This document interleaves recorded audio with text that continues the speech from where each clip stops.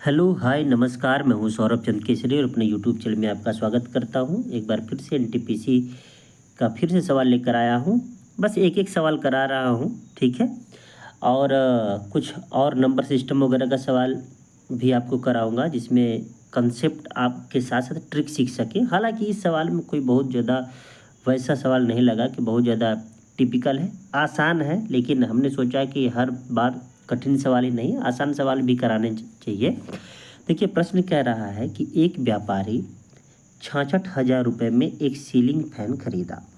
वह इसके अंकित मूल्य पर 56% की छूट देता है और फिर भी वह 69% का लाभ अर्जित करता है। सीलिंग फैन का अंकित मूल्य पूछ रहा है, तो हम अंकित मूल्य को क्या मान लेते हैं, एक्स। कोई दिक्कत।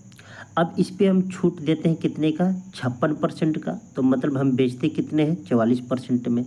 कोई दिक्कत मेरे भाई। अब देखिए, मैं बटे 100 नहीं लिख रहा हूँ, क्योंकि 100 लिखने में भी तो टाइम लगेगा, परसेंटेज लिखने में भी तो टाइम लगेगा। लेकिन मैं आपको बता रहा हूँ कि ये लिखने की ज़रूरत नहीं है, बस केवल आप इतना लिखिए। क्यों मैं ऐसा इसलिए कह रहा हूँ मेरे भाई, क्योंकि यहाँ पर भी परसेंटेज ही है बराबर। हम कितना का खरीदे हैं, तो आपने कहा कि सर 66,000 का खरीदे हैं और हम कितने लाभ पर बेच रहे हैं, 69। तो इसका मतलब 169 एसपी होगा। बोलिए हाँ, बात समझ में आई क्या। अब देखिए, जैसे परसेंटेज निकालने के लिए 100 यहाँ पर करते हैं, परसेंटेज निकालने के लिए 100 यहाँ करते हैं, तो 100 से 100 कट जाता है ना। इसीलिए मैंने क्या किया कि ये 100 को नहीं लिखना है। क्यों? क्योंकि भाई 100 लिखने में भी तो टाइम जाएगा ना, और हमें टाइम ही बचाना है। अब हल कर दीजिए।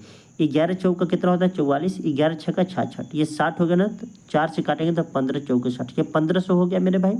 अब ऑप्शन देखिए कितना अच्छा दिया है कि अब इसका गुणा करेंगे तो निश्चित रूप से लास्ट में 2 जीरो बचेगा, और यही 2 जीरो है, यही हो गया ऑप्शन सी। हमें गुणा करने की जरूरत नहीं है। इसलिए मैं कहता हूं कि आप 80:20 को फॉलो करिए। 80% क्वेश्चन पर दिमाग लगाना है और 20% किस पे, ऑप्शन पे। किस पे मेरे भाई, ऑप्शन पे। अगर आपका दिमाग इतना चल रहा है ना, तो आप निश्चित रूप से हल करने की जरूरत नहीं है। जब इससे यह कट रहा है तो बस लास्ट में देखिए 2 जीरो पक्का बचेगा। 2 जीरो वाला आंसर कैलकुलेशन करने की जरूरत नहीं है। दो जगहों पर अगर होता 2 2 जीरो, तब आप गुणा कर लेते 15 नमा 135। निश्चित रूप से 5 इकाई का अंक आता 2 जीरो के बाद। तो कई तरीका है, ठीक है। जब गुणा करेंगे तो आपका तो 25 35 पर 2 जीरो, यही हो जाएगा आपका आंसर, ठीक है। एक क्वेश्चन आपके लिए है मेरे भाई, वही तरीका अपनाइएगा, ठीक है ना। ये क्या है, आपके लिए होमवर्क है, ठीक है। हमने बताया कि कितने तरीके से हल करते हैं। देखिए, यूनिट डिजिट से हल करते हैं, लास्ट 2 डिजिट से हल करते हैं मेरे भाई, ठीक है। इसके अलावा डिजिटल सम से करते हैं, ठीक है। डिजिटल सम से, अगर आपको डिजिटल सम वगैरह नहीं आता है तो बताइएगा, एक क्वेश्चन में सभी मेथड से हल कर दूंगा, आपको सभी मेथड आ जाएगा। मिलते हैं नेक्स्ट वीडियो में, तब तक के लिए नमस्कार।